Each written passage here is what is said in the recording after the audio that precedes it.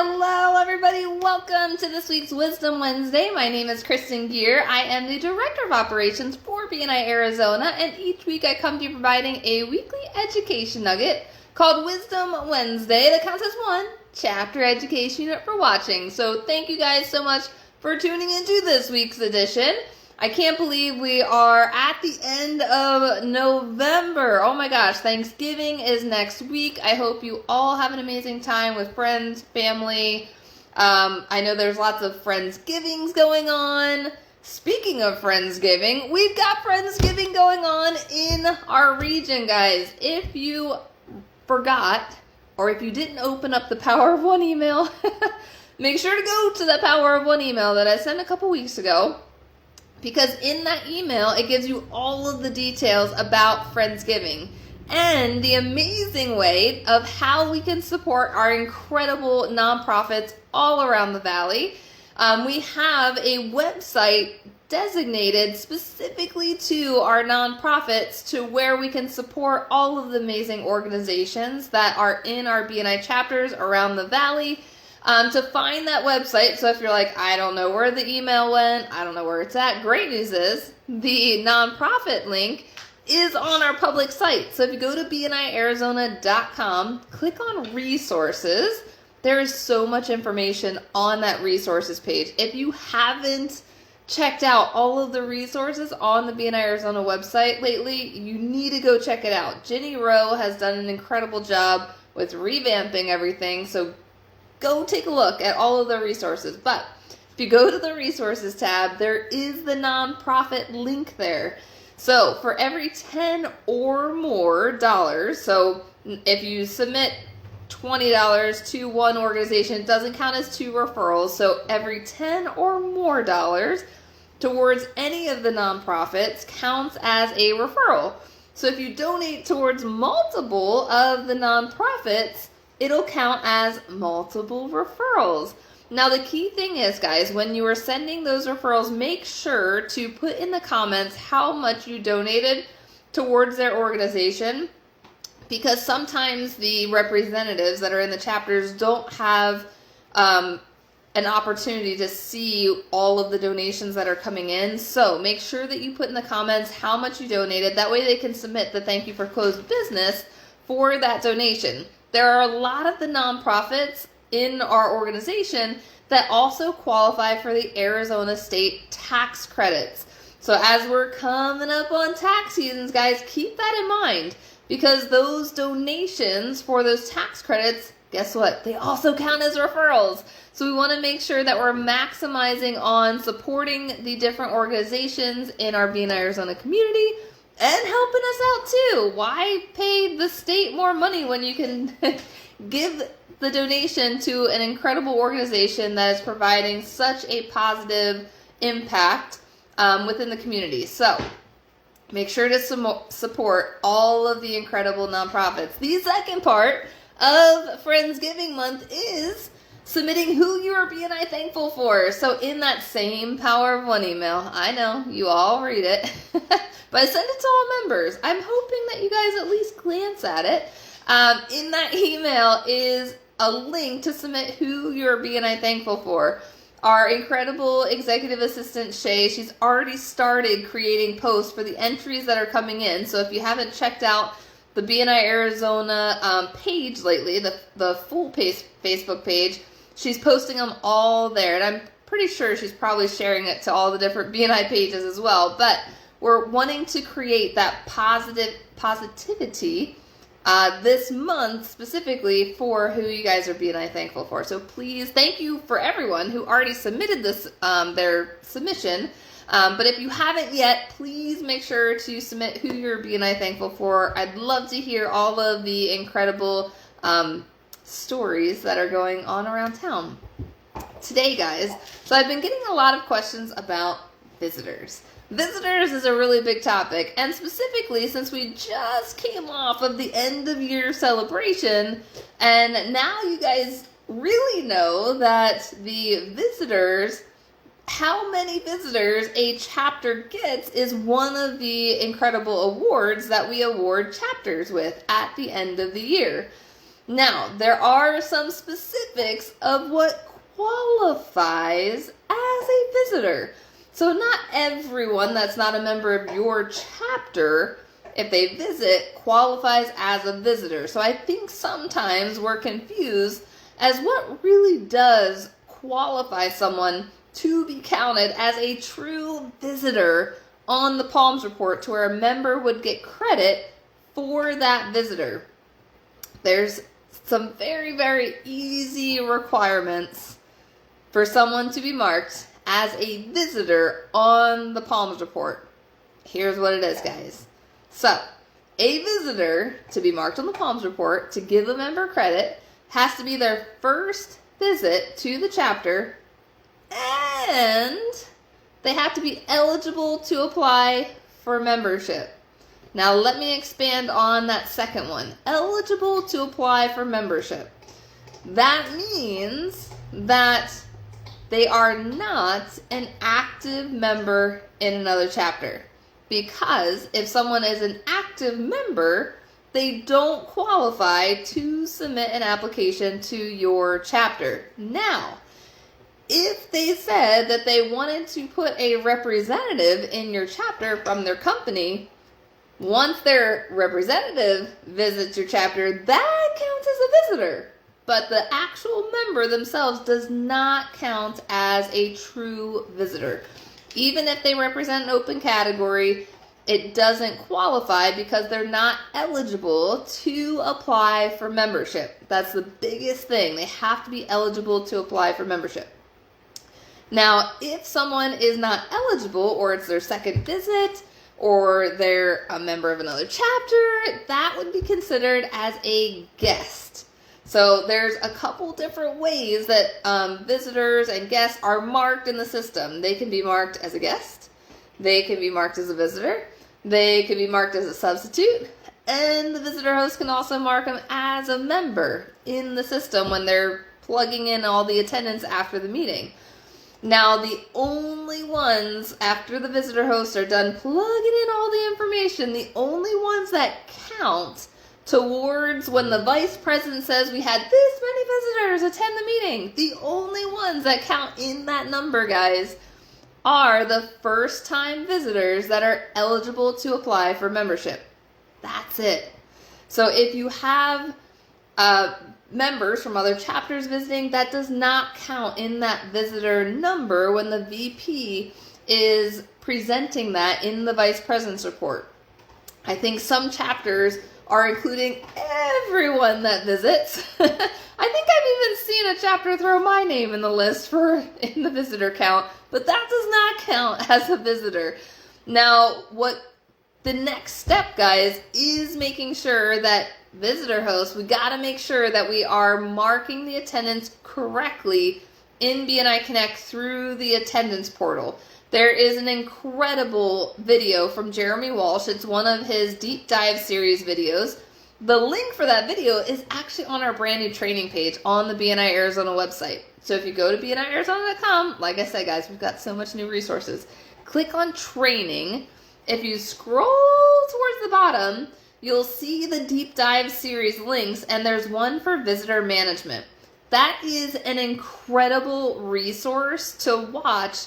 It'll walk you through the entire process from start to finish, from registration to marking the attendance, making sure that everyone gets credit for their visitors, that everyone's marked correctly, that the follow-up emails are being sent. There's so many ins and outs and different nuances of that platform that we want to make sure is correct. Because then at the end of the year, because once a visitor registers, now it's super important, guys. If you're not currently registering your visitors that are visiting your chapter meetings, please start today. It makes the visitors' job so much easier when they are registered for the meeting.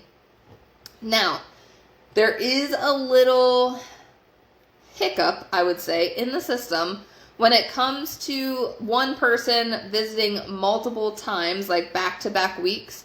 They can only register for 1 week at a time because the system will kick them out on the next couple visits. So they can only register 1 week at a time. That's really the only weird thing about the system, but you want to make sure that your visitors are registered, because what happens is if you don't register them, the visitor hosts have to manually enter in all of that information about the visitors.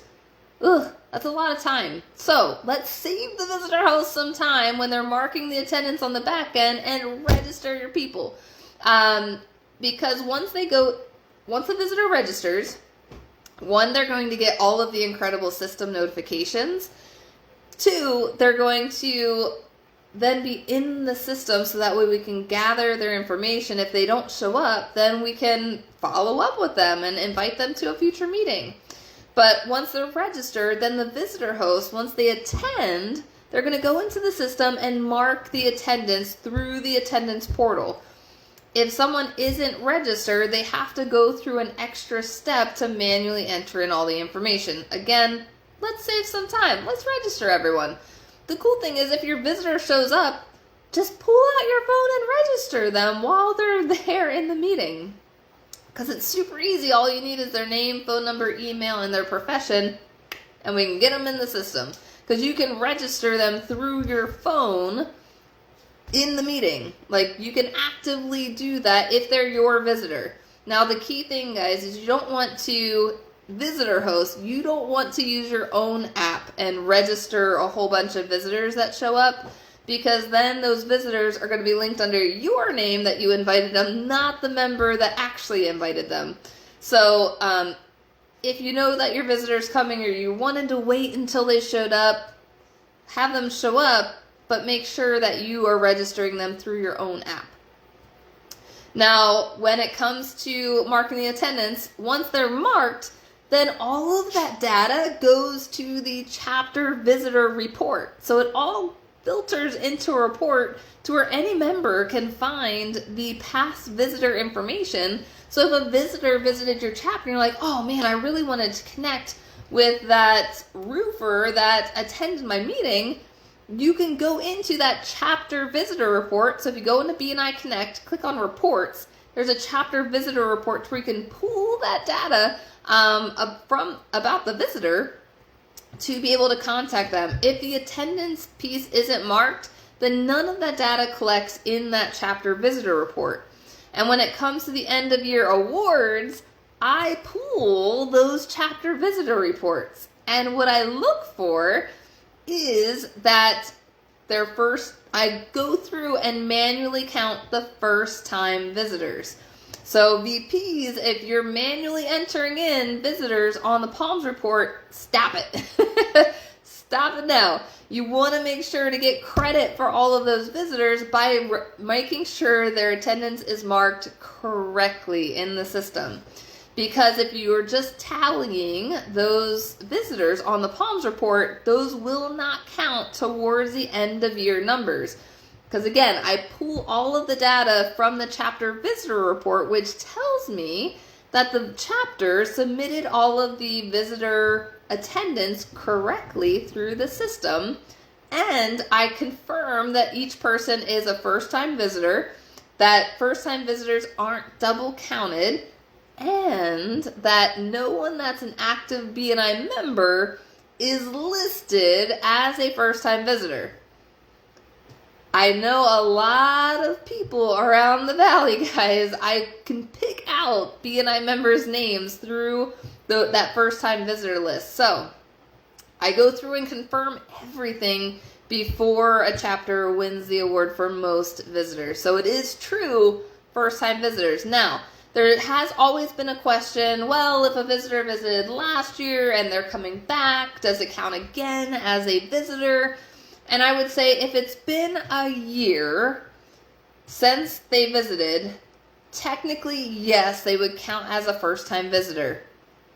But there's a caveat to that. I will say that being marked as a first-time visitor will also be under the discretion of the leadership team in those rare situations, which doesn't happen often, to where you have repeat people visiting every year, but they don't really want to join. They're just visiting to just get their visits in. We want to, as chapter members, really bring in and invite those that could potentially submit an application. Now, we can't decide for them. BNI is not right for everyone, but we want to have that intention behind it, not just to have someone in the room just to get a tally of a visitor for our name. Like, that's not the intention of the visitor count. We want to actively make sure that we're trying to help the chapter grow, build more positive visibility for all of the incredible members in the room with having different unique visitors in the room. Now, sometimes those repeat visitors will come in and maybe they have a new business that they want to represent, and maybe they are thinking about joining BNI now. Maybe the previous year wasn't the right time, but maybe now is the right time. Or now they have more experience in their business and they're definitely looking at potentially seeing if BNI is now a good fit.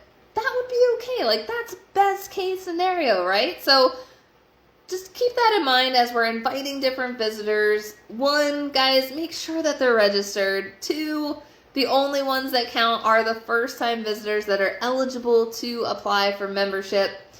If it's a BNI member from another chapter, it does not count as a first-time visitor, even if their category is open in your chapter. If they are looking to transfer to your chapter, here's the thing. Once they resign from their current chapter, guess what? Then they would qualify as a first-time visitor because now they're eligible to apply for membership. So that's the biggest thing there. If you ever have any questions about visitors or need additional information about how to get them recorded correctly in the system, let me know. I'm happy to help. But again, the video from Jeremy Walsh, that is where you need to start first. That is by far where you need to start because he walks through step-by-step instructions of how to do it from start to finish. And that link for the video is on our website, bniarizona.com. Click on training. Scroll down to the deep dive series and it's under visitor management. Okay, awesome. So, all right, guys, go find that Power of One email, submit who you're BNI thankful for, and make sure to go out and submit your referrals to our incredible nonprofits around the Valley and get those referral counts up this week. Because next week is Thanksgiving. So if this week is your last week for the month, then your numbers will end this week for your chapter numbers. However, the referrals, you can keep submitting the referrals for the entire month for Friendsgiving, and I may even extend it into December because it's such an incredible opportunity for our nonprofits to really give back to the community. So keep submitting those referral guys. I know that the nonprofits around BNI Arizona are super, super thankful and grateful for all of you, especially those of you who are going through the list and submitting referrals to every single nonprofit. Like, you are amazing. Thank you, thank you, thank you for supporting so many incredible people around the Valley. And if you ever have any questions, guys, make sure to reach out to me. But go log one chapter education for watching today. Have an amazing Thanksgiving next week, guys, and I will see you in 2 weeks. Thanks so much, guys. Have a good one.